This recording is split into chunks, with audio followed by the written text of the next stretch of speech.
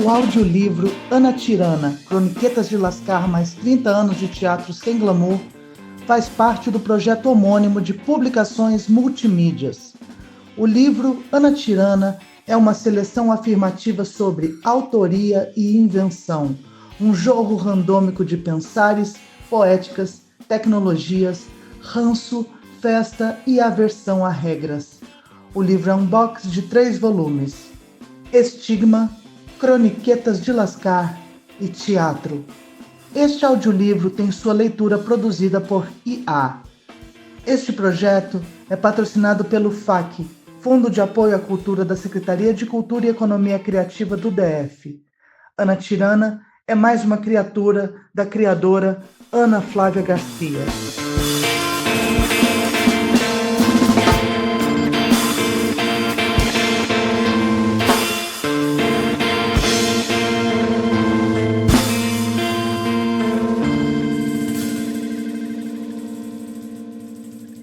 Livro 3, Teatro. Estes são registros metodológicos e conceituais, ideias, derivas e fluxos sobre teatro, palhaçaria, treinos físicos e arte-educação. São partilhas sinceras e pequenas mijadas em territórios de criação nas artes da cena. Boa leitura. Teatro. Livro 3. Eu absolutamente precisei da compartimentação das coisas como estado primal. Estava tudo organizado separadamente. O fluxo em mim surge após um tipo de nutrição geométrica, como um ambiente que precisa ser organizado para poder gerar feitura. Separar os ingredientes. Identificar. Agora sim, estou pronta para o fluxo. Eu preciso me certificar dos trânsitos e repertórios. Aí, cheia de coisa setorizada, eu vou pro vazio em paz. Preencher para esvaziar. Como tudo, como nós a cada refeição, a cada próxima percepção, a cada deriva. Pode ser que a densidade gerada pela contradição entre estar repleto e estar fluindo no esvaziar-se seja parente dessa micro-sobrecarga de energia, essa pele elétrica que desloca o corpo do estado paisana para esse, com percepção e valoração da própria qualidade de presença. É um estado de alteração das lógicas. Isso é muita coisa. Salve nós que andamos pela vida assombrados. Não tenho que naturalizar. Enquanto houver capitalismo, eu não naturalizo fazer teatro. Será sempre um assombro. Asterisco, trago aqui impressões que venho registrando na lida feroz e ininterrupta de 30 anos de teatro sem glamour. 30 anos. Espero que essa seja a única data citada nessa obra. Eu quase caí no conto da linha do tempo como guiança para a curadoria ou para a apresentação dos pensamentos. Eu mesma inventei esse labirinto, eu mesma me dei cordinha para sair. Tempo não tá nem aí para calendário. Nem de calendário eu gosto. Organização do tempo mais dessíncrona e desconcatenada com as forças da Terra. Organização de tempo que se alinha com a tábua de cobrança de impostos. Antipatia. Seria infinitamente chato para mim. Essas coisas aconteceram nesse intervalo corpo-espaço-tempo de 30 anos. Entre lá e cá tem isso. Sou anacrônica, nome ótimo pro próximo livro. Vou fluir com o que coube. O que eu selecionei sempre duvidando. E vou creditar todo o pessoal no final.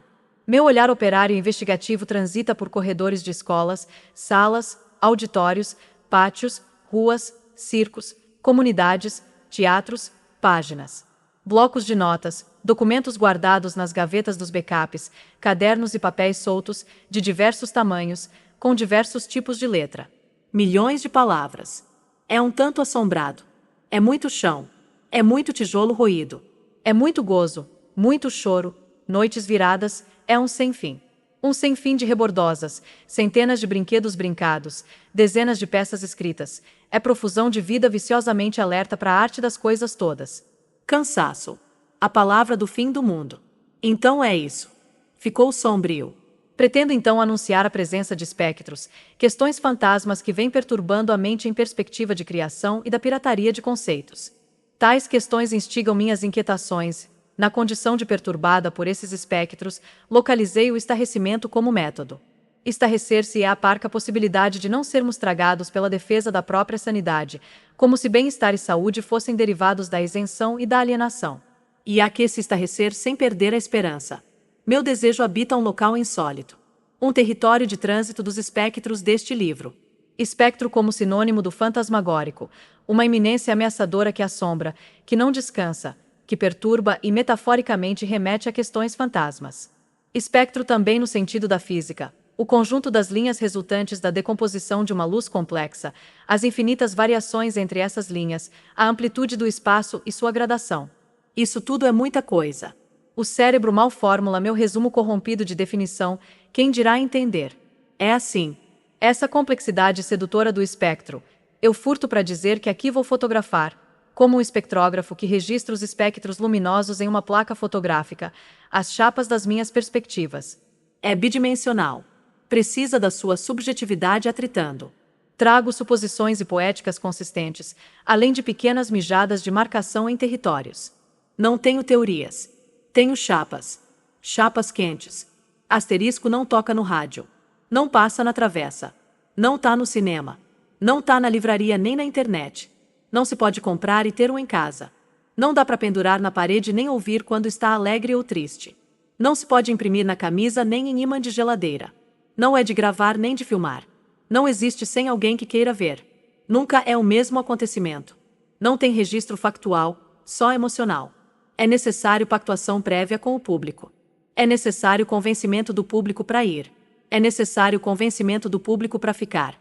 É necessário convencimento do público para voltar. Teatro é a resistência mais inútil de toda a inutileza fundamental das artes. Antes de achar glamourosa sua escolha em ser mais um inútil como eu, tenha consciência que viver dessa função é quase como viver de vender peixe. Só que o peixe é invisível, e teatro não se come. Asterisco certa feita eu me irritei com o teatro. Eu tinha feito uma longa temporada de uma peça, coisa muito rara aqui no Distrito Federal. Distrito F. Vamos praticar economia de caracteres. Pois me lesionei e passei 6 meses de cadeira de rodas. Nesse tempo eu morava numa casa afastada do centro. O centro era onde tudo acontecia. Ensaios, teatros, convívios, possibilidade menos pior de atenção midiática pro trabalho. Era assim. Acho que eu fiquei recalcada porque estava afastada. Tava magoada, lesionada, e passei a achar tudo um grande saco. Não me movia nem me interessava, até por uma questão de acessibilidade, 160 quilogramas numa cadeira de rodas. Aí eu ficava olhando as peças entrando em cartaz, e uma agonia, um tédio, um desdém. Não tem nada mais produtivo para mim do que minhas fúrias e minhas paixões. São preceitos de criação da dramaturgia de síntese, por exemplo. Minha mente é uma geradora de conflitos e tretas em jornada de 40 horas. Comecei a comer biscoito recheado, alerta gatilho, e questionar o sistema. Como traduzir a importância, a complexidade, a poesia e a existência de uma cadeia produtiva da cultura para o público simplesmente lançando um flyer de divulgação 2 semanas antes da estreia. Comecei a achar que esse método, do nada um flyer, era colaborador da ideia de que teatro é fácil, simplesmente acontece. Só precisa de um pessoal bem engajado, desempregado e abnegado, de preferência engraçadão, para fazer acontecer. Ai, isso, e o atrito com meu pensamento sobre a dinâmica da nossa estética editalizada. Esse é um recorte histórico para mim, sempre na cobrança efetiva de ações de formação de plateia. Como se fazer teatro não dependesse absolutamente do público. Maior interessados em público do que nós, vai desculpando aí, mas não tem. Incongruente. Tudo que está ao nosso redor na realidade capitalística, beira o fracasso sendo a única opção e essa conta não fecha. Lá vamos nós. Fui fazer meu papel inerente e tratar de remoer formação de plateia. Teria a ver com disponibilização e abertura do processo em todas as suas esferas? Imagina, desde a sala de ensaio até a criação de identidade visual, apresentando à equipe suas habilidades e criando uma interlocução direta, participativa, afetiva e potente. Isso parecia sim formação de público. Inclusão de público e sensibilização para as complexidades do processo teatral. Vamos lá, sim. Processos de criação compartilhada.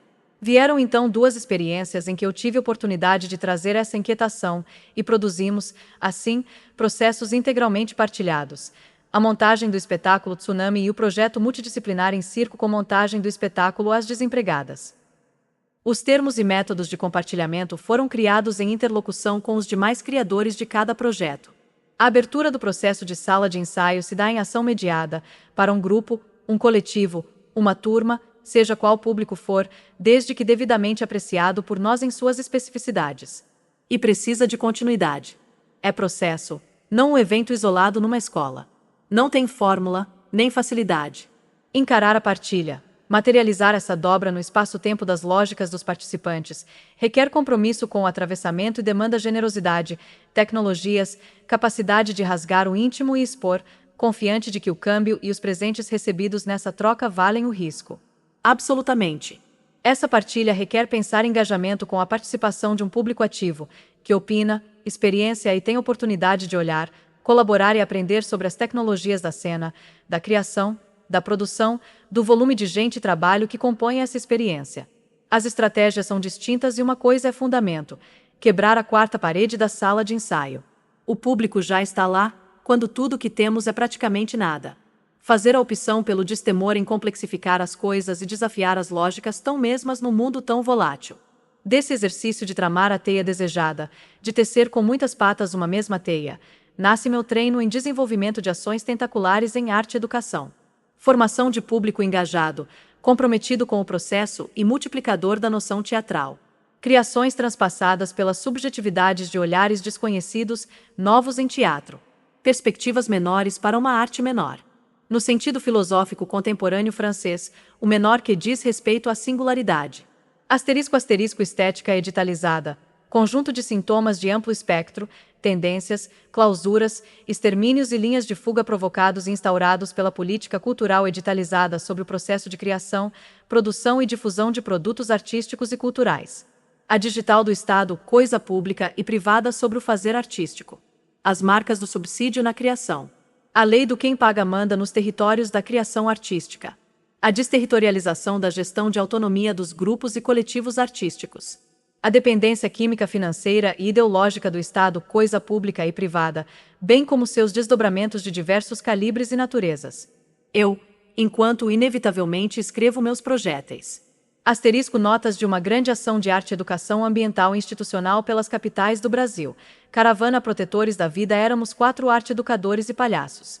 Trabalhávamos em média com 35 jovens por turma, uma turma por escola, em 5 escolas de cada cidade. A oficina se organizava em 3 módulos de 4 horas cada. A ideia de visitarmos as escolas levando as apresentações antes das oficinas foi de uma eficiência notória. Os jovens se mostravam surpresos e aliviados quando reconheciam os palhaços como a equipe que conduziria as oficinas. Por vezes acreditavam que participariam de seminários e palestras enfadonhas sobre meio ambiente, de relevância duvidosa para suas vidas. Reconhecer aqueles tipos ridículos, dispostos a todo tipo de bizarrices em cena e por isso mesmo sem grandes valores comportamentais a preservar, preparava de alguma forma singular a disponibilidade produtiva dos estudantes. Não ter nada a perder pode tornar o palhaço uma ameaça, e por isso mesmo nutri-lo com a força magnética da sinceridade exacerbada. Esse é um aprendizado da oralidade formativa da palhaçaria. Tal força cria um ambiente de intimidade, e quando estamos em ação dentro da escola, conhecendo sinceramente os anseios, os sonhos, os desejos daqueles jovens, com olhos e coração abertos para a lida com a comunidade escolar, percebemos quão hipócrita pode ser uma ação do Estado, por mais bem-intencionada e bem alicerçada pareça. Decidimos então nos amotinar, preservando do conteúdo original das oficinas apenas aquilo que julgávamos relevante como princípio. Apostamos, e nos comprometemos com isto.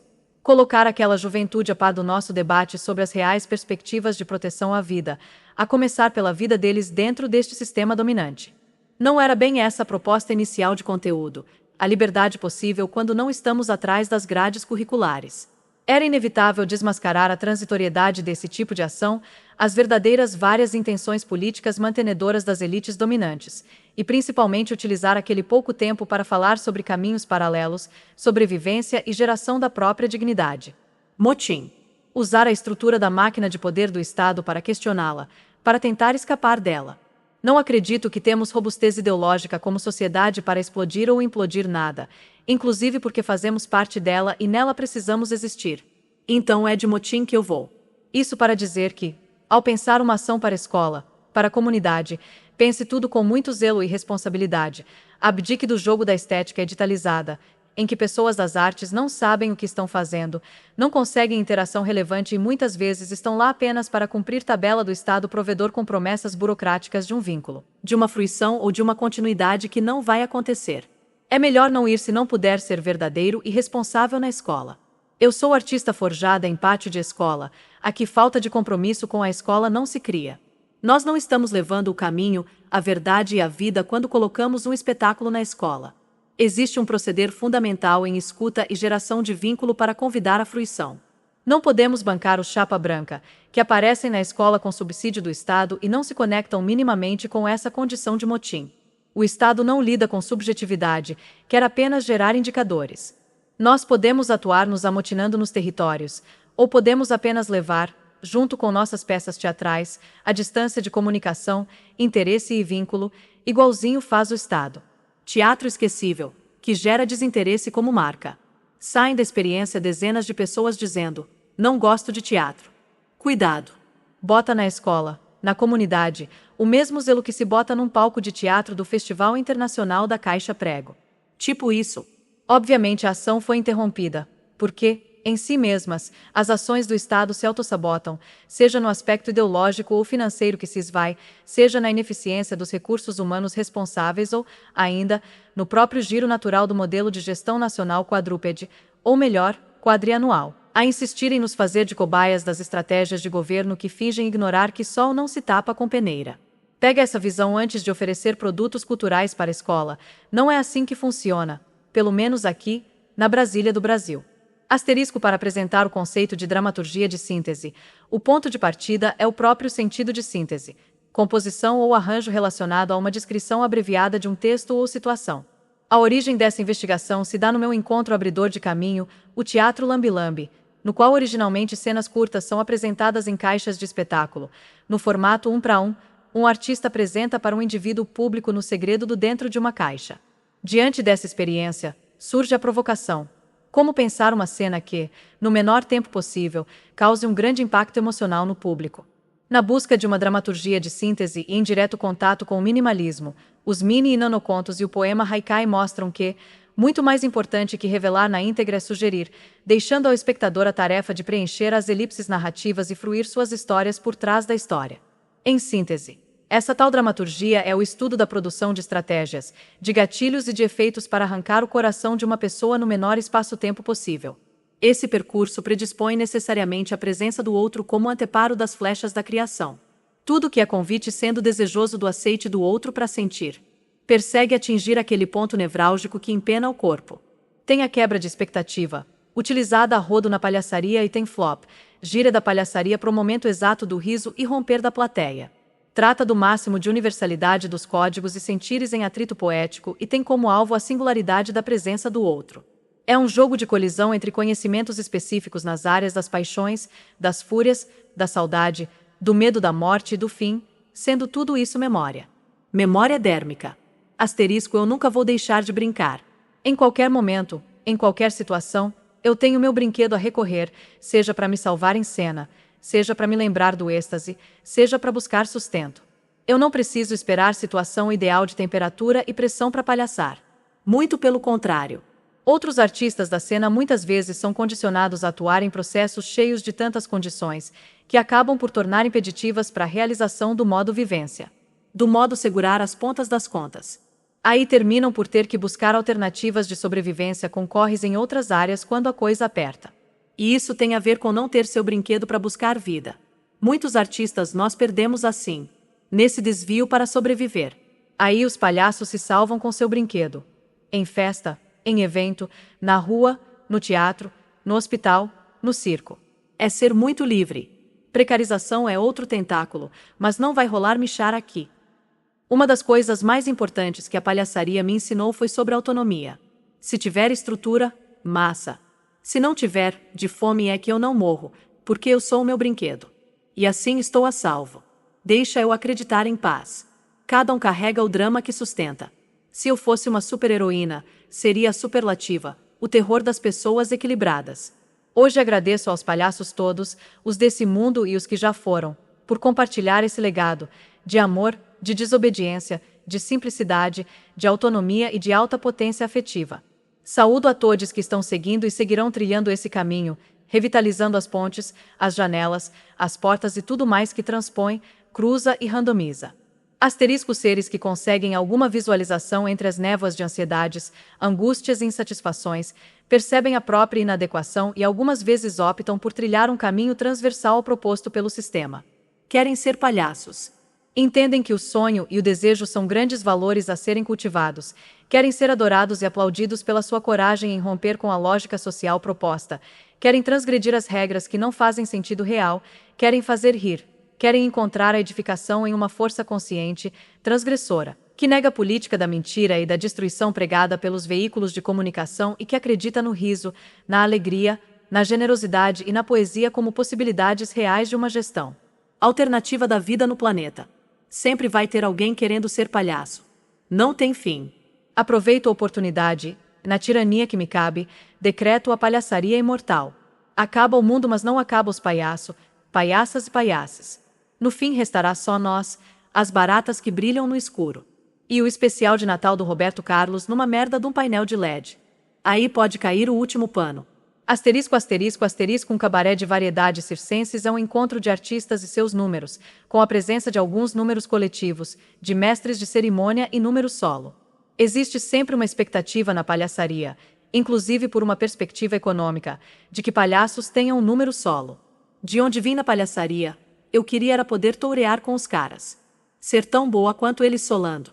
Não queria juntar com as mulheres, porque eu achava que era um clube da Luluzinha e que elas se apoiavam se aplaudindo entre si com trabalhos muitas vezes frágeis, validados por serem mulheres. Eu pensava exatamente assim. Eu cheguei a ter num folder: não me interesso por questões de gênero na palhaçaria, ou algo que o valha. Veja você. Eu tava com paura de me lerem como café com leite.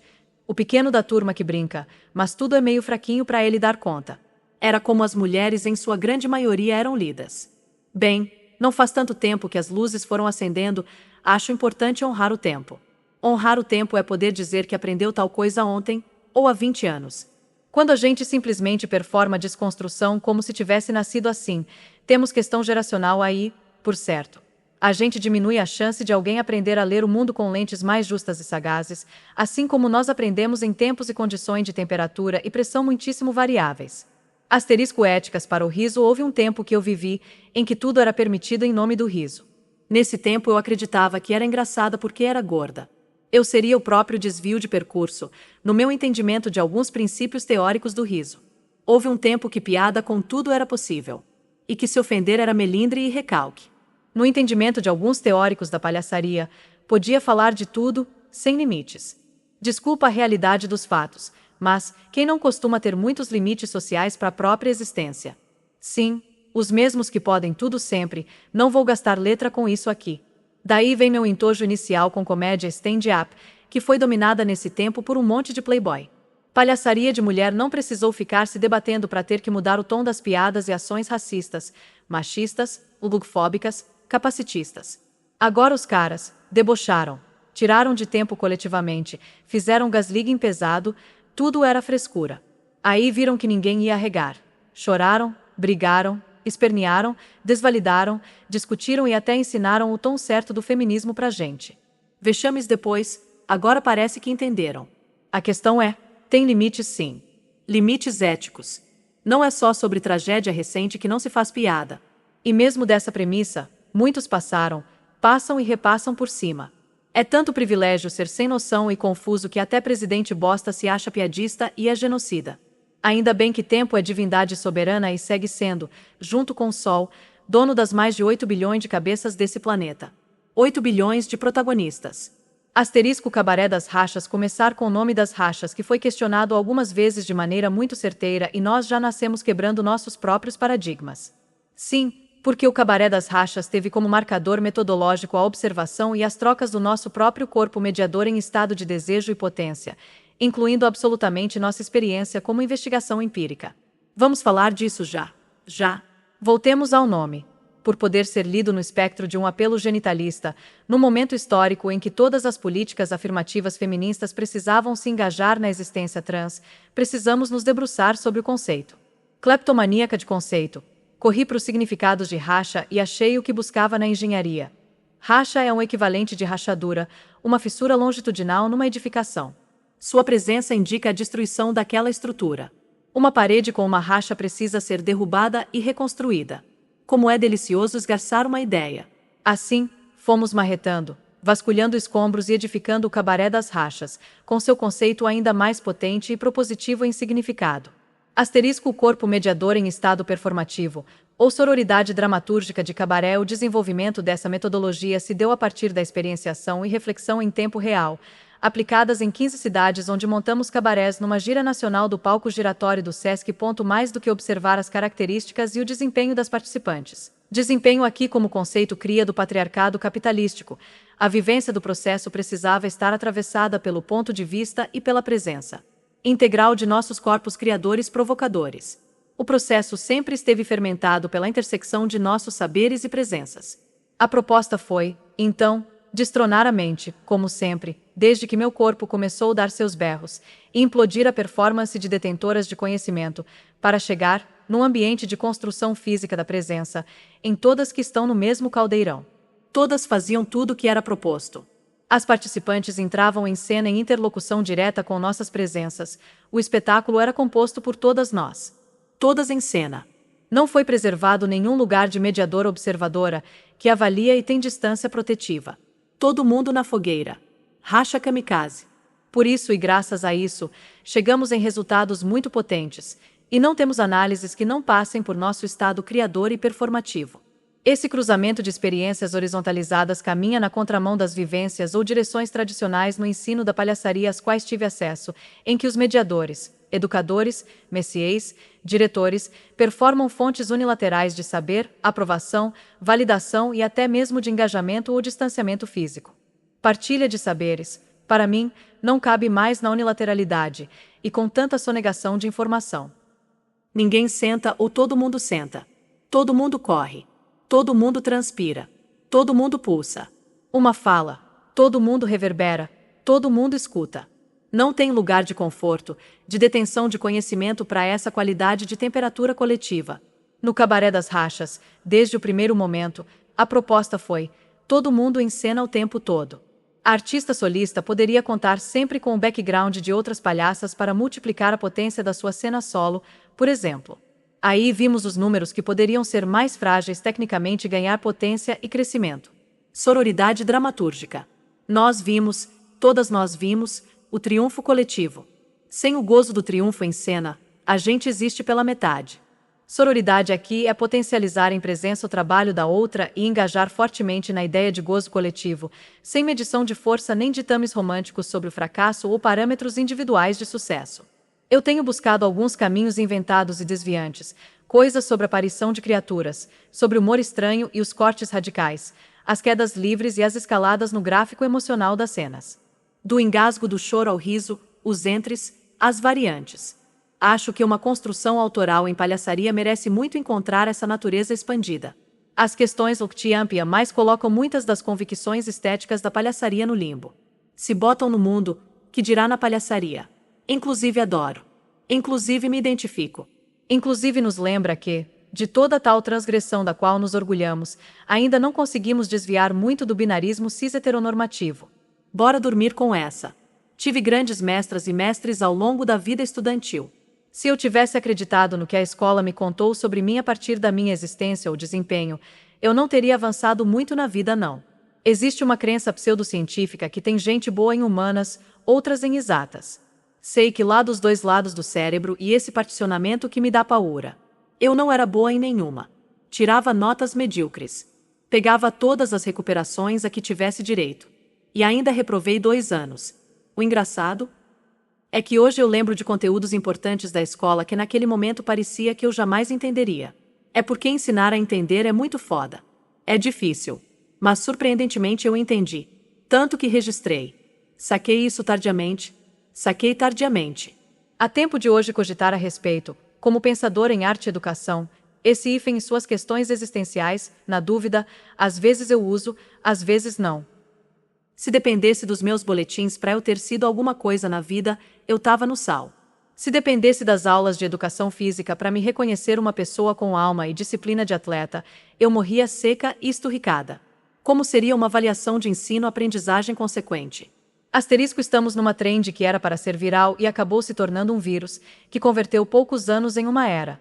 A supernutrição da egolatria como método, a inconsistência e a genialidade na mesma medida, a possibilidade delirante à realidade do poder aquisitivo imediato, também em medidas muito semelhantes.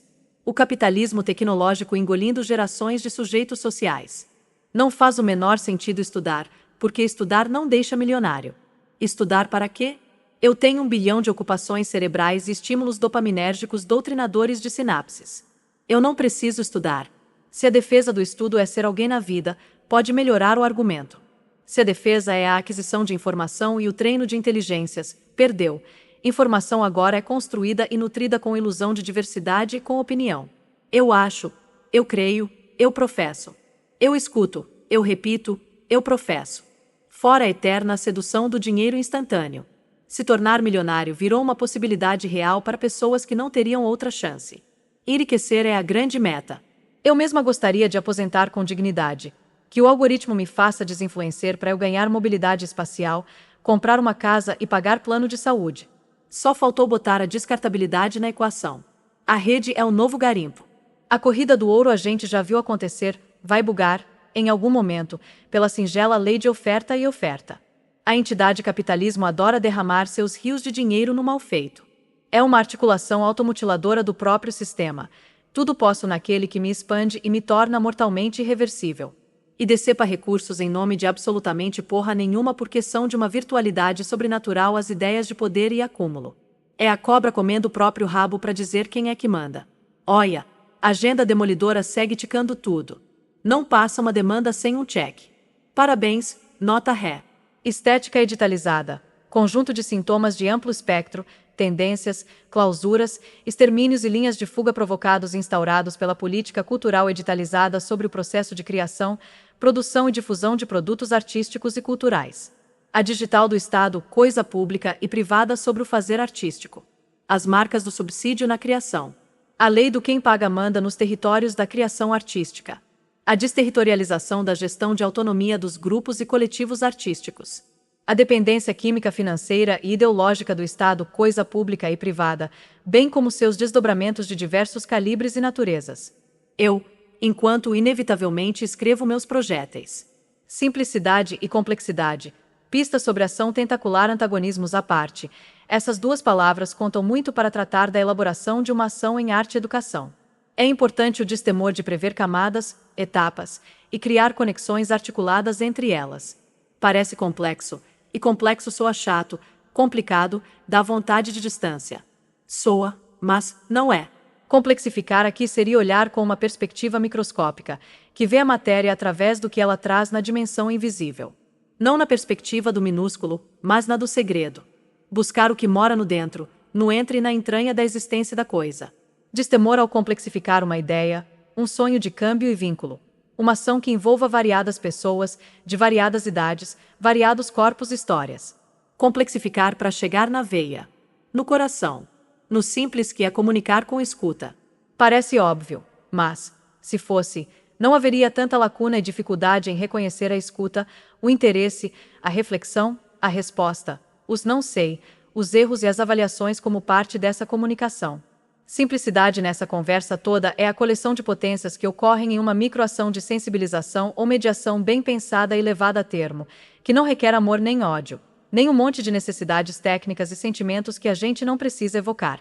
O que comunica mesmo, no profundo de uma ação em arte e educação, são as tecnologias humanas do respeito, da irreverência que gera a qualidade plena de presença, a convicção sobre o convite a ser feito e o modo de convidar, o interesse verdadeiro no encontro e no que estamos movendo em termos de diálogo, a escuta sensível, o registro poético, o olho que brilha e a festa. Aqui vira festa tudo que é frequência de alteração das lógicas cotidianas. Isso é um grande tesouro, essa matéria nova, fresca e de festa que as ações em arte e educação que adentram as escolas, os hospitais, os espaços e lugares têm. É com essa matéria que a gente brinca. É com isso que a gente promove nossas micro-revoluções. Criando formas de registro dos processos em arte e educação em linguagem poética e subjetiva enquanto força metodológica. Escapulindo dos limites estéreis de relatorias literais e distanciadas, para gerar narrativas poético-metodológicas. Utilizando as tecnologias da cena, para instrumentalizar e seduzir as relações que ainda serão. Gerando fruição qualificada, debate e transferência de protagonismos. Fazendo, produzindo, observando, ouvindo, facilitando, desviando do óbvio, tangenciando, comunicando e duvidando, sempre, sempre duvidando. Um objeto artístico tem um quê de incógnita que não necessita de soluções. Pede, na verdade, um espaço para a existência da impossibilidade ali, intocada. Eu não quero respostas para as minhas perguntas, eu quero hipóteses descartáveis. Me importa onde o humano manifesta um pouco menos do que o esperado. Me toca, me comove. Eu gosto do que tem pendências, gosto que o público pense que falta coisa, mas é bom. Não curto asepsia estética. Não me dá fome. Nem lumbra. Não me dá descanso. Dá sono. Sagrado para mim não é o palco. Sagradas são as pessoas. Eu não acho que gosto mais tanto de teatro. Eu sou um blefe teatral que gosta mesmo é do baixo material humano exposto.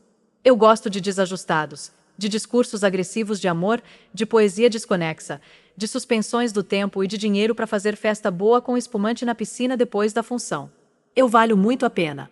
Equipamentos de segurança para os intérpretes da cena, organização de fundamentos que me chegaram por diversas fontes como conhecimentos em palhaçaria na década da cena explosiva na palhaçaria do Distrito F. Esses fundamentos foram tão insistentemente e disciplinadamente investigados e treinados entre nós, que senti falta de uma fluência desse vocabulário com atores de teatro.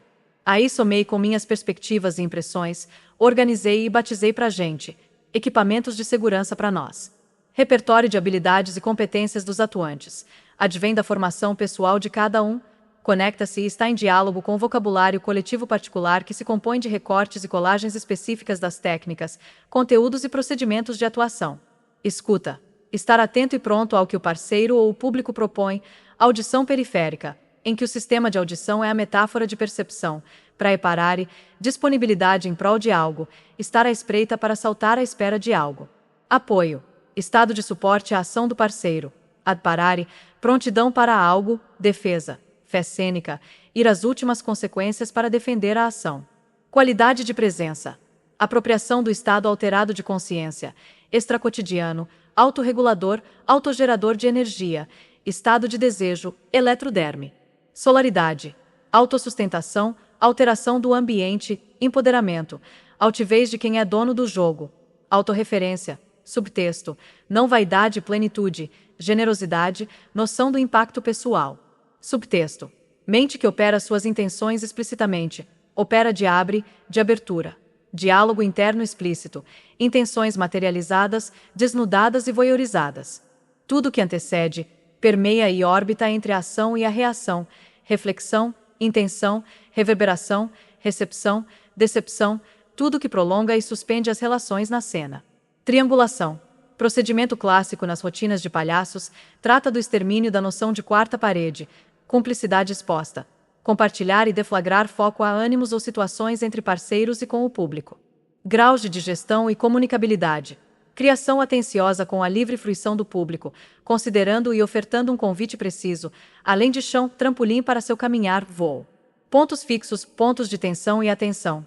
Locais identificáveis e de segurança, intensidades que norteiam a trajetória da ação, tanto como recursos pessoais dos atuantes como na manipulação da dramaturgia. Regras do jogo. Todos os combinados prévios que norteiam os procedimentos dos atuantes e estão em constante derivação com o presente das relações entre atuantes e público. Abrem o devido espaço para a identificação das estruturas e para a inserção e intersecção de conteúdos desejados. Oposição, expressividade, contraste, conflito, questão. Gradação. Perspectiva matemática em que se acrescenta ou diminui intensidade narrativa, qualidade de movimento, estado, sentido, expansão, contenção, intensidades de reação, escala de importâncias, escalas e desmedidas, qualidades de reação, oposição, extrema oposição, apatia, dúvida atrasada, atrasos em geral, estarrecimento, desmedida, pragmática, convicção, emoção, deboche, desentendimento, universo. Treino de qualidades também em desmontagem de estados. Truques para jogar. Prontidão para regras e sustentação dos combinados. Proposições e preferência pelas primeiras ideias. Saber caminhos e gestar vazios. Inventar mundos que realmente serão ocupados. Habilidades de leitura e percepção do público e interesse real em toda essa conversa. 7 coisas que eu aprendi nesses últimos tempos. O uso de tecnologias em cena pode ser muito mágico. Tanto quanto pode foder sua vida. 2. Não termine um espetáculo jogando suas questões pro público. Depois de tudo, se seu recado não foi suficientemente dado em cena, dorme com essa. Dê conta das suas questões. Chatão esse empurra-empurra de demanda fim de peça. 3. O menos continua sendo mais na maioria das vezes, mas nem sempre. 4. A vida é frágil. Nós somos o muito e o pouco, o tudo, o nada e todas suas interfaces. Não pesa a cadeia. 5. Ninguém é obrigado a ser feliz. Mas precisamos fazer valer a experiência da vida em todas as suas possibilidades e intensidades. 6. Busque alegria e colaboração para fazer sua função, seu ensaio, seu trabalho. É um jeito bem digno e responsável de manifestar amor pelo teatro. 7. Tudo que vem de nós é legítimo, importante e igualmente desimportante. Cuida da sua vida. 8. É mais poético crer no mistério. Poesia é só o que temos para criar. O resto são apenas desculpas e expectativas, e isso não se cria. Precisamos tanto parar de romantizar a relação dos fazedores de cultura. Precisamos parar de nos emocionar com a ideia de que artista não se aposenta. Isso é romantização de uma história muito menos glamourosa e mais desumanizante do que parece. Precisamos ter opção. Não tem semideuses aqui, sendo felizes eternamente em competir entre si criando em escala industrial. Não temos como atender a todas as demandas de apostas dos editais para gerar em ritmo capitalista indicadores para os governos contarem histórias para boi dormir. Essa frase é assim mesmo, sem pontuação, para ler perdendo fôlego. Não tem para todo mundo. Não acessar dói. Na panela, na alma, na dignidade. Nós, artistas e fazedores da cultura, precisamos mais do que subsídio para produzir. Nós somos o bem cultural fundamental. Nossos corpos. Nossa saúde. Essa semana mais uma artista brecou. Eu sinto muito. E compreendo. Fico indignada. E acho justo. Precisamos falar das demandas da cultura a partir de dinâmicas e políticas de sustentação dos agentes culturais. Esse modo de operar das políticas públicas de cultura é um estressor social violento. Nós somos trabalhadores como qualquer outro e precisamos de seguridade social, não só dinheiro de edital para fingir que está tendo alguma coisa e seguir cumprindo meta de produção da sociedade do desempenho. Não me vem com essa. Não faço apologia ao uso de drogas. Não importa se é natural, planta, pó, pedra, papel ou tesoura. Cada um é um, cada qual sabe de si, tem que ter a moral, não é brincadeirinha. Mirim não sobrevive, falador passa mal. As motivações, os efeitos, o day after, o tipo de viagem e o baque da lumbra, o que se faz e o que se ganha, a dedicação para manter um controle de qualidade, o investimento, todo o risco-benefício é muito pessoal. Não faço apologia a ser artista profissional por motivos muito semelhantes. Dia do teatro e eu me flagro aqui, neste exato momento, emocionada com uma dramaturgia que eu mesma estou escrevendo, para outras pessoas estarem em cena com ela. Pessoas que eu nem conheço pessoalmente. Honro de maneira tão cotidiana o teatro. Tão integrada. Sem nada que o desloque da minha existência, do meu pensar, do meu sentir, do meu olhar sobre o mundo e da lida com meu corpo. A lida mais bruta e simples com a vida é a matéria mais sofisticada do meu teatro. Como eu, cheio de gráficos e de riso e de lágrima. Fúria e paixão. É meu material mais fino. Quando crio, teatro é tudo que vem. É tudo da cena. Eu não sei fazer dramaturgia sem pensar em encenação. E direção. E interpretação. É que nem corpo. Não tem sonho se não tiver fome. Não tem comida se não tiver corpo. Corpo precisa de casa, de coisa, de outros, de dignidade e respeito. Meu salve aos atores, teatreiros, brincantes, dramaturgas, palhaças, cenógrafos, trapezistas, diretoras, mestras, acrobatas, bonequeiros, malabaristas, iluminadoras, domadores, mágicos, produtoras, todo o povo da graxa, toda essa gente louca e linda, as melhores pessoas do mundo, movidas a sonho, ego, desejo, criatividade, loucura e invenção. Todo meu orgulho por ser uma desajustada dessas que escapou do mundo utilitário para viver de utopias. Todo o meu amor, reverência, respeito, causa e maldição. Salve nós! Fisioperformance. Ensaios para existir, treinos, treinar alguma coisa, evoluir em algo, ficar melhor em existência, treinar a disciplina, treinar, elaborar uma habilidade física, evoluir fisicamente, é a manutenção da neuroplasticidade, é caminhar o envelhecimento nosso de cada dia na contramão da lógica do emburacamento. Faz tempos que não confio mais na minha cabeça sem sentir meu corpo se colocando no debate. Não gosto mais da ideia de cabeça exclusivamente mandando e o corpo sentado. Não vai ter opressão aqui não. Fisiocapitalismo. Não estaremos assimilando. Fica a cabeça nessa de comando, mas ora menos ora o corpo resolve fazer a retomada, e não costuma ser gentil uma revolução. Eu que não vou ficar sentada, ergonomia burocrática, batendo boca. Vou bater boca botando a cara no sol, treinando firme, treinando algo sempre. Tem uma coisa rústica meio bruta no treino que me situa e identifica a fisioperformance. Tem a motivação da natureza presente. As forças ali. O corpo em contato direto com a existência, sem muito atravessador. É um tênis lasca que molha inteiro. O mínimo de roupa para alguma proteção sobre atrito e sobre o sol a pino, água na cabeça, música sempre, música alta, e o espelho. O espelho que faz tanta diferença. Isso tudo me poetiza o treino. É fisioperformance, é treino de habilidade, é meu treino de artista da cena. Meu ensaio de sempre. Meu aumento de tamanhos. É o que me cresce dos meus pequenos emburacamentos. Meu ensaio querido, de uma disciplina conquistada, perdida e reconquistada todo dia. Não é heróico. É a vida sendo vivida. A pandemia me ensinou a maromba no sol. Quando eu soube do lockdown eu buguei. E agora, meu treino? Corri para uma fábrica de equipamentos que tinha uma fila de gente e comprei o básico que o dinheiro deu. Uma barrona, umas anilhas, 2 pares de halteres. É caro essas porras. Aí caí pro sol. O calor, a quentura, o chuveirão, água em abundância graças ao que há de mais sagrado. Foi um encontro pra vida. Um dia eu puxei ferro no sol e eu nunca mais voltei.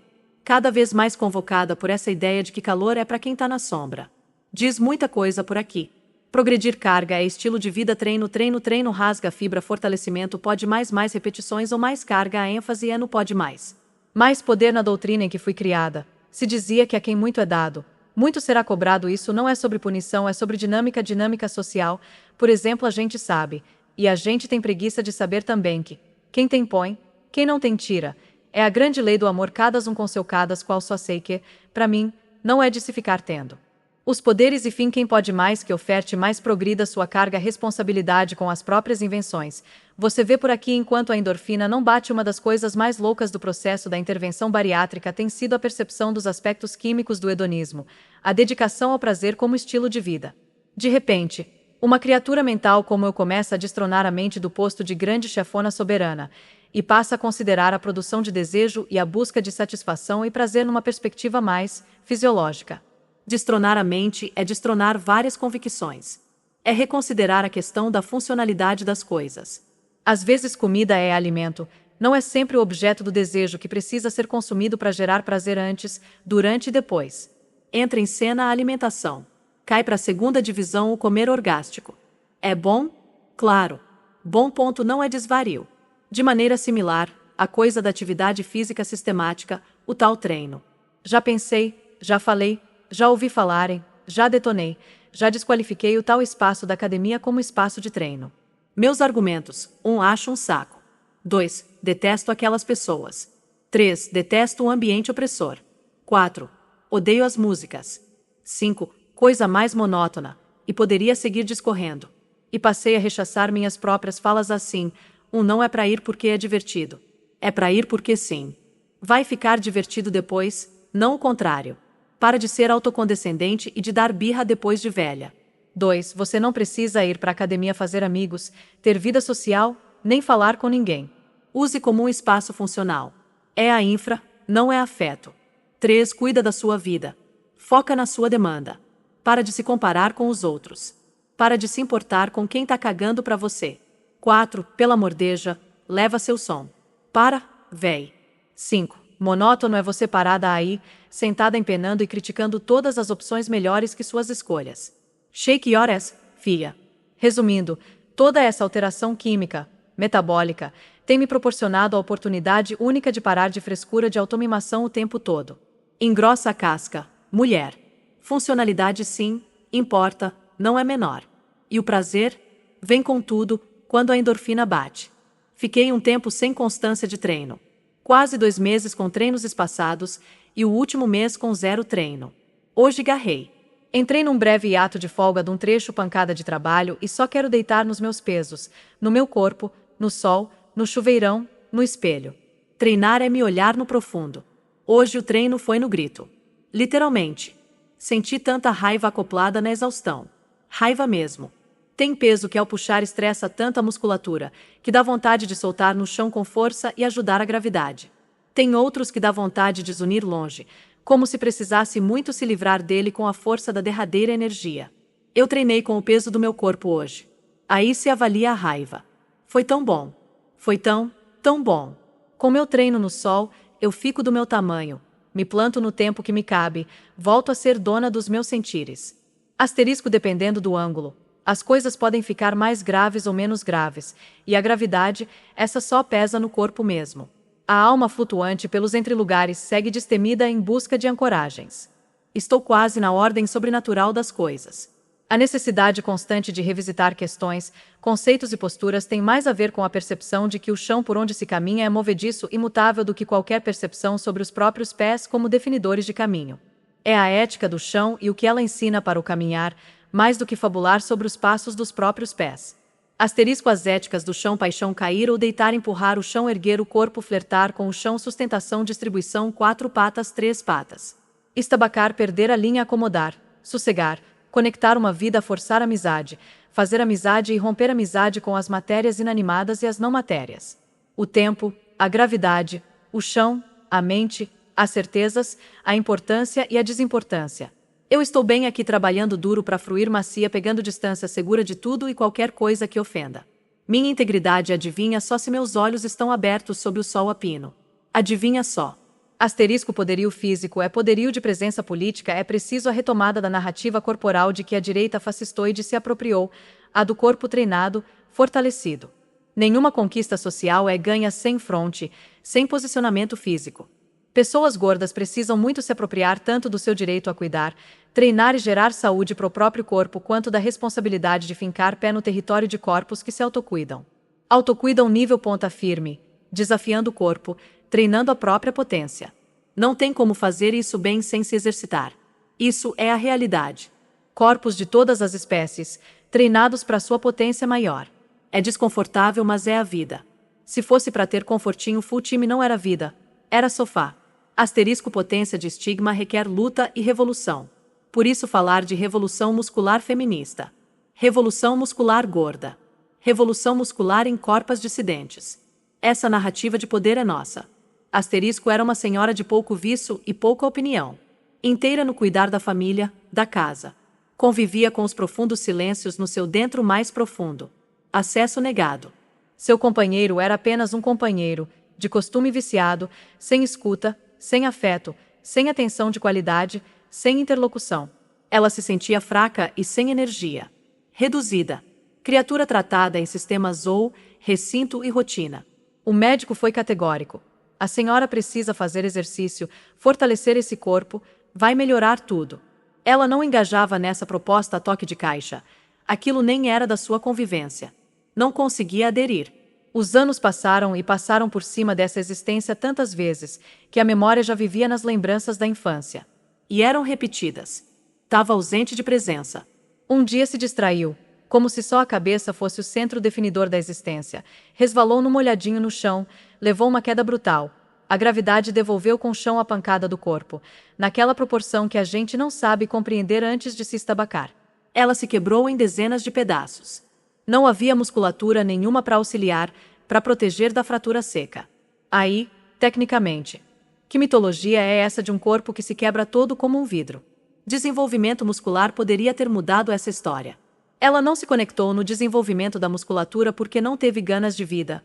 Ou não teve ganas de vida porque nunca se conectou com o desenvolvimento de musculatura. Quem nasceu primeiro?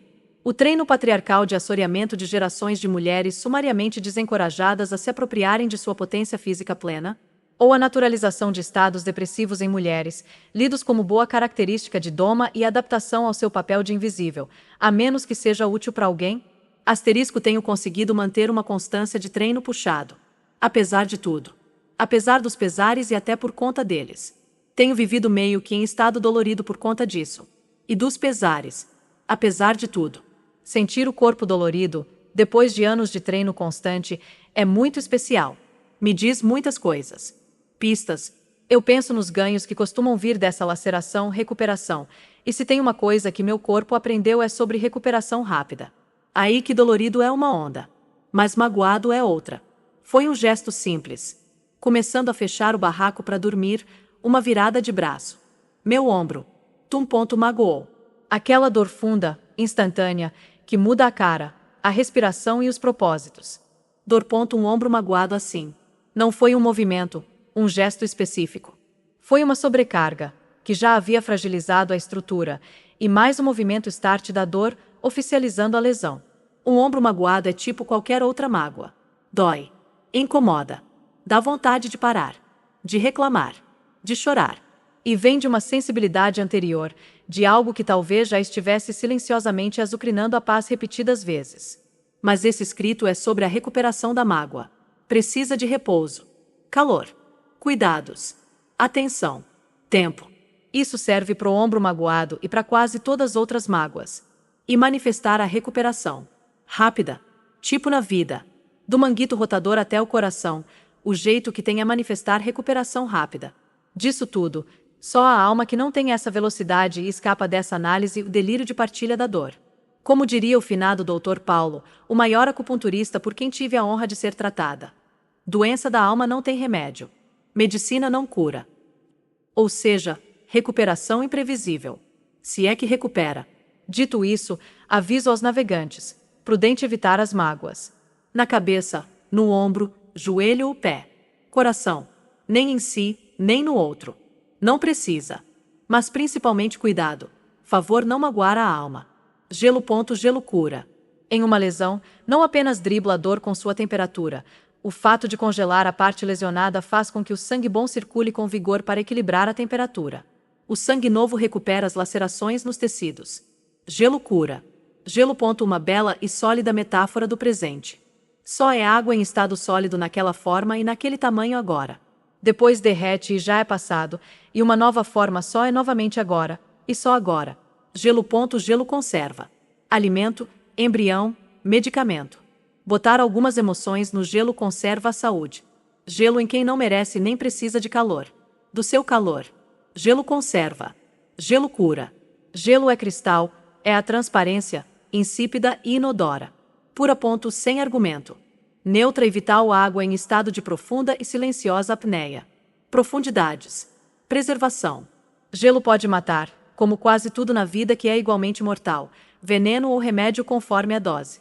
Gelo mata. Mas isso é tema de acidente aéreo no Polo Norte ou de nível do mar afundando a gente um pouquinho todo dia enquanto a gente humildemente saúda o sol. Mini Bio 30 mais de teatro sem glamour. Criatura criadora da cena teatral, arte educadora, atriz, palhaça, bufona, diretora, dramaturga, pesquisadora, desenvolvedora de metodologias, ideias e dos conceitos autorais deste caderno e de mais uma meia dúzia de piratarias e invenções de conceitos para lida com as subjetividades do teatro e da vida. Muitos dos nomes importantíssimos que estiveram por perto nos tempos desses escritos e ao longo da vida. Eu agradeço toda a troca e reverencio.